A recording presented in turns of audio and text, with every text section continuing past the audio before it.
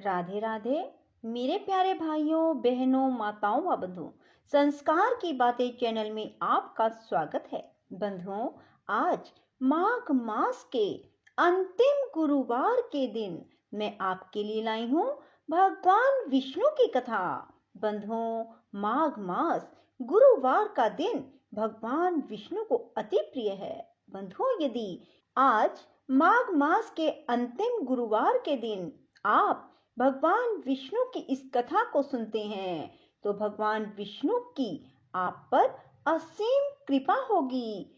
आपको जीवन भर सुखों की प्राप्ति होगी। बंधुओं, यदि आपने हमारे चैनल को अब तक सब्सक्राइब नहीं किया तो जरूर करें और बेल आइकन दबाना ना भूलें ताकि आपको हमारी आने वाली सभी वीडियोस की जानकारी सबसे पहले हो सके।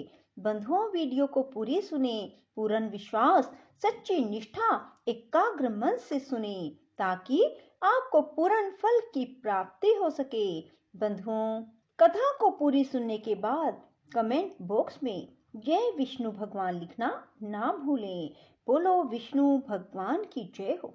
भगवान विष्णु कहते हैं, अब मैं पुनः नैमित्तिक दान का वर्णन करता हूँ। जो सत्पात्र को हाथी, घोड़ा और रथ दान करता है वह भृत्यों सहित पुण्य में प्रदेश का राजा होता है। राजा होने के साथ ही वह धर्मात्मा, विवेकी, बलवान, उत्तम बुद्धि से युक्त, संपूर्ण प्राणियों के लिए अजय और महान तेजस्वी होता है। महाराज, जो महान पर्व आने पर भूमि दान अथवा गोदान करता है वह सब भोगों का अधीश्वर होता है। जो पर्व आने पर तीर्थ में गुप्त दान देता है उसे शीघ्र ही अक्षय निधियों की प्राप्ति होती है। जो तीर्थों में महापर्व के प्राप्त होने पर ब्राह्मण को सुंदर वस्त्र और स्वर्ण का महादान देता है उसके बहुत से सद्गुणी और वेदों के पारगामी पुत्र उत्पन्न होते हैं। वे सभी आयुष्मान, पुत्रवान, यशस्वी, पुण्य आत्मा, यज्ञ करने वाले और तत्व ज्ञानी होते हैं। दान करने वाले को सुख, पुण्य और धन की प्राप्ति होती है। महाराज, कपिला गौ का दान करने वाला पुरुष महान सुख भोगते हैं। ब्रह्मा की आयु पर्यंत वे भी ब्रह्मलोक में निवास करते हैं। सुशील ब्राह्मण को वस्त्र सहित स्वर्ण का दान देकर मनुष्य अग्नि के समान तेजस्वी होता है और अपनी इच्छा के अनुसार वैकुंठ धाम में निवास करता है। अब अभ्युदित दान का वर्णन करता हूँ। हे नृपश्रेष्ठ, यज्ञ आदि में जो दान किया जाता है वह यदि शुद्ध भाव से दिया गया हो तो उससे मनुष्य की बुद्धि बढ़ती है। दाता को कभी दुख नहीं उठाना पड़ता। वह जीवन भर सुख भोगता है और मृत्यु के पश्चात दिव्य गति को प्राप्त होकर इंद्रलोक के भोगों का अनुभव करता है। इतना ही नहीं, वह 1000 कल्पों तक के लिए अपने कुल को स्वर्ग में ले जाता है। अब दूसरे प्रकार का दान बताता हूँ। शरीर को बुढ़ापे से पीड़ित और क्षीण जानकर मनुष्य को दान अवश्य करना चाहिए। उसे किसी की भी आशा नहीं रखनी चाहिए। मेरे मर जाने पर ये मेरे पुत्र या अन्य स्वजन संबंधी बंधु बांधव कैसे रहेंगे, मेरे बिना मेरे मित्रों की क्या दशा होगी आदि बातें सोचकर उनके मोह से मुक्त हुआ मनुष्य कुछ भी दान नहीं कर पाता। ऐसा जीव यमलोक के मार्ग में पहुंचकर बहुत दुखी हो जाता है। वह भूख प्यास से व्याकुल, नाना प्रकार के दुखों से पीड़ित रहता है। संसार में कोई भी किसी का नहीं है, अतः जीते जी स्वयं भी अपने लिए दान करना चाहिए। अन्न, जल, सोना, बछड़े सहित उत्तम गो, भूमि और नाना प्रकार के फल दान करने चाहिए। यदि अधिक शुभ फल की इच्छा हो तो पैरों को आराम देने वाले जूते भी दान देने चाहिए। वेन ने पूछा, भगवान, पुत्र, पत्नी, माता पिता और गुरु ये सब तीर्थ कैसे हैं? इस विषय का विस्तार के साथ वर्णन कीजिए। भगवान विष्णु बोले, पहले इस बात को सुनो कि पत्नी कैसे तीर्थ है। काशी नाम की एक बहुत बड़ी पुरी है जो गंगा से सटकर बसी होने के कारण बहुत सुंदर दिखाई देती है। उसमें एक वैश्य रहते थे जिसका नाम था कृकल। उनकी पत्नी परम साध्वी उत्तम व्रत का पालन करने वाली थी। वह सदा धर्म आचरण में रत और पतिव्रता थी। उसका नाम था शुक्ला। शुक्ला के अंग पवित्र थे। वह सुयोग्य पुत्रों की जननी, सुंदरी, मंगलमयी, सत्यवादिनी, शुभा और शुद्ध स्वभाव वाली थी। उसकी आकृति देखने में बड़ी मनोहर थी। व्रतों का पालन करना उसे अत्यंत प्रिय था। इस प्रकार वह मनोहर मुस्कान वाली सुंदरी अनेक गुणों से युक्त थी। वे वैश्य भी उत्तम वक्ता, धर्मज्ञ, विवेक संपन्न और गुणी थे। वैदिक और पौराणिक धर्मों के श्रवण में उनकी बड़ी लगन थी। उन्होंने तीर्थ यात्रा के प्रसंग में यह सब बात सुनी थी कि तीर्थों का सेवन बहुत पुण्यदायक है। वहां जाने से पुण्य के साथ ही मनुष्य का कल्याण ही होता है। इस बात पर उनके मन में श्रद्धा तो थी ही, ब्राह्मणों और व्यापारियों का साथ भी मिल गया। इससे वे धर्म के मार्ग पर चल दिए। उन्हें जाते देख उनकी पतिव्रता पत्नी पति के स्नेह से मुक्त होकर बोली। शुक्ला ने कहा, प्राणनाथ, मैं आपकी धर्म पत्नी हूँ, अतः आपके साथ रहकर पुण्य करने का मेरा भी अधिकार है। मैं आपके मार्ग पर चलती हूँ। इस सद्भाव के कारण मैं कभी आपको अपने से अलग नहीं कर सकती। आपकी छाया का आश्रय लेकर मैं पातिव्रत्य के उत्तम व्रत का पालन करूंगी। जो नारियां पाप का नाशक और उन्हें सद्गति प्रदान करने वाला है, जो स्त्री पति परायणा होती है, वह संसार में पुण्यमयी कहलाती है।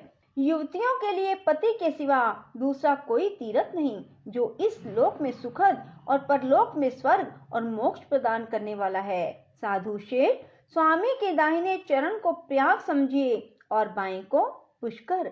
जो स्त्री ऐसा मानती है, इसी भावना के अनुसार पति के चरणोदक से स्नान करती है, उसे उन तीर्थों में स्नान करने का पुण्य प्राप्त होता है। इसमें तनिक भी संदेह नहीं।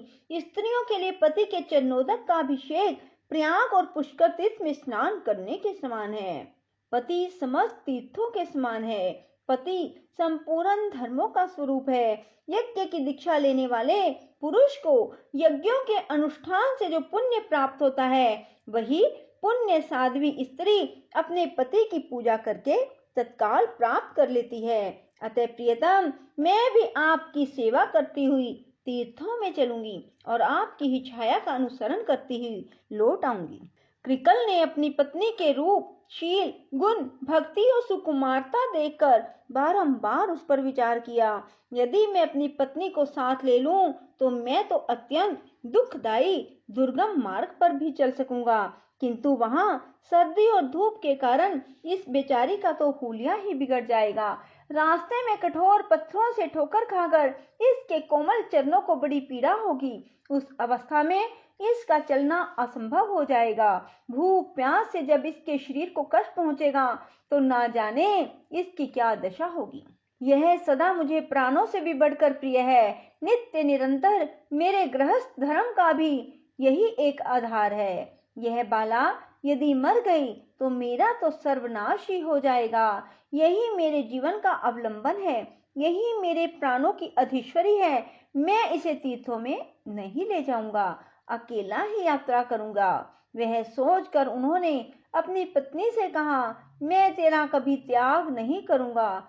वे बिना बताए चुपके से अपने साथियों के साथ चले गए। महाभाग कृकल बड़े पुण्य आत्मा थे। उनके चले जाने पर सुंदरी शुक्ला देव आराधन की बेला में पुण्यमय प्रभात के समय जब सोकर उठी, उसने स्वामी को घर में नहीं देखा।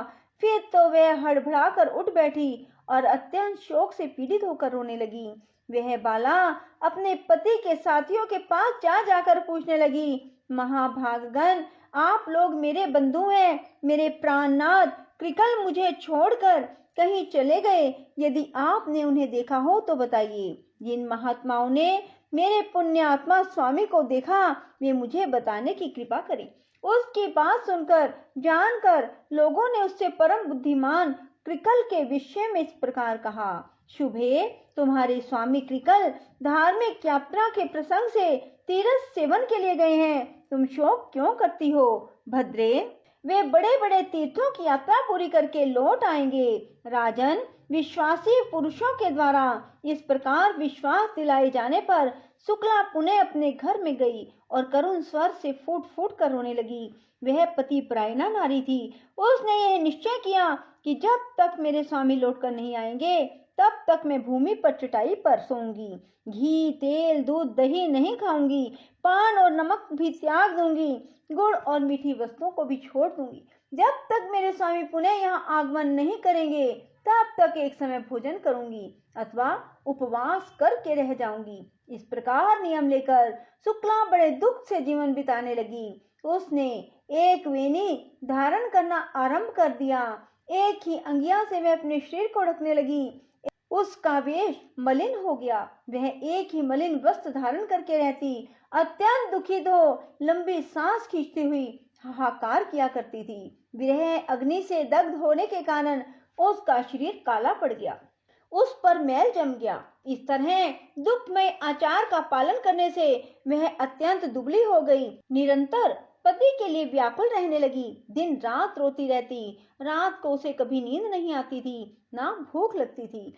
शुक्ला की यह अवस्था देखकर उसकी सहेलियों ने आकर पूछा, सखी शुक्ला, तुम इस समय क्यों रो रही हो? सुमुखी, हमें अपने दुख का कारण बताओ। शुक्ला बोली, सखियों, मेरे धर्म परायण स्वामी मुझे छोड़कर धर्म कमाने गए हैं। मैं निर्दोष साध्वी, सदाचार परायणा और पतिव्रता हूँ। फिर भी मेरे प्राणाधार मेरा त्याग करके तीर्थ यात्रा कर रहे हैं। इसी से मैं दुखी हूँ। उनके वियोग से मुझे बड़ी पीड़ा हो रही है। सखी, प्राण त्याग देना अच्छा है, किंतु प्राणाधार स्वामी का त्यागना कदापि अच्छा नहीं है। प्रतिदिन का यह दारुण वियोग अब मुझसे नहीं सहा जाता। सखियों, यही मेरे दुख का कारण है।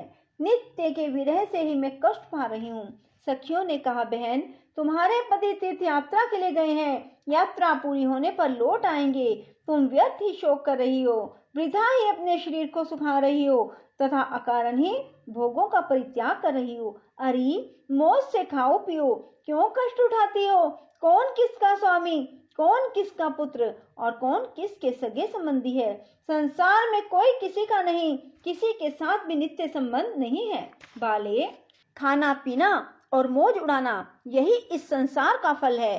मनुष्य के मर जाने पर कौन इस फल का उपभोग करता है? कौन इसे देखने आता है? शुक्ला बोली, सखियों, तुम लोगों ने जो बात कही वह वेदों को मान्य नहीं है। जो नारी अपने स्वामी से पृथक होकर सदा अकेली रहती है उसे पापनी समझा जाता है। श्रेष्ठ पुरुष उसका आदर नहीं करते।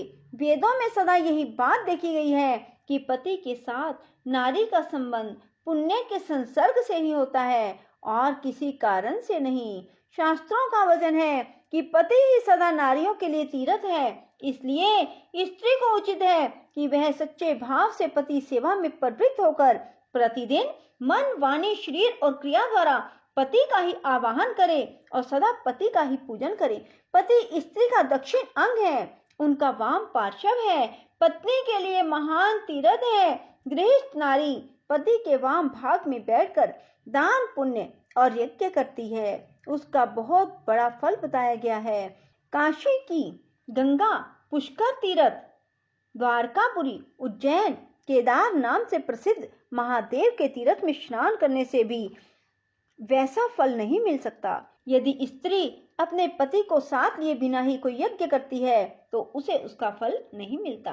पति विसा स्त्री उत्तम सुख, पुत्र का सौभाग्य, स्नान, दान, वस्त्र, आभूषण, सौभाग्य, रूप, तेज, फल, यश, कीर्ति और उत्तम गुण प्राप्त करती है। पति की प्रसन्नता से उसे सब कुछ मिल जाता है, इसमें तनिक भी संदेह नहीं है। जो स्त्री पति के रहते हुए उसकी सेवा को छोड़कर दूसरे किसी धर्म का अनुष्ठान करती है उसका वह कार्य निष्फल होता है। लोक में वह व्यभिचारिणी नहीं होती। नारियों का यौवन, रूप, जन्म सब कुछ पति के लिए होते हैं। इस भूमंडल में नारी की प्रत्येक वस्तु उसके पति की आवश्यकता पूर्ति का साधन है। जब स्त्री पतिहीन हो जाती है तब उसे भूतल पर सुख, रूप, यश, कीर्ति और पुत्र कहाँ मिलते हैं? वह तो संसार में परम दुर्भाग्य और महान दुख भोगती है। पाप का भोग ही उसके हिस्से में पड़ता है। उसे सदा दुखमय आचार का पालन करना पड़ता है। पति के संतुष्ट रहने पर समस्त देवता स्त्री से संतुष्ट रहते हैं। ऋषि और मनुष्य भी प्रसन्न रहते हैं। राजन, पति ही स्त्री का स्वामी, पति ही गुरु, पति ही देवताओं सहित उसका इष्ट देव और पति ही तीर्थ एवं पुण्य है। पति के बाहर चले जाने पर यदि स्त्री श्रृंगार करती है तो उसका रूप वरन सब कुछ भार रूप हो जाता है। पृथ्वी पर लोग उसे देखकर कहते हैं, यह निश्चय ही व्यभिचारिणी है। इसलिए किसी भी पत्नी को अपने सनातन धर्म का त्याग नहीं करना चाहिए। सखियों, इस विषय में एक पुराना इतिहास सुना जाता है जिसमें रानी सुदेवा के पापनाशक एवं पवित्र चरित्र का वर्णन है। बोलो विष्णु भगवान की जय हो। राधे राधे। जय श्री कृष्णा।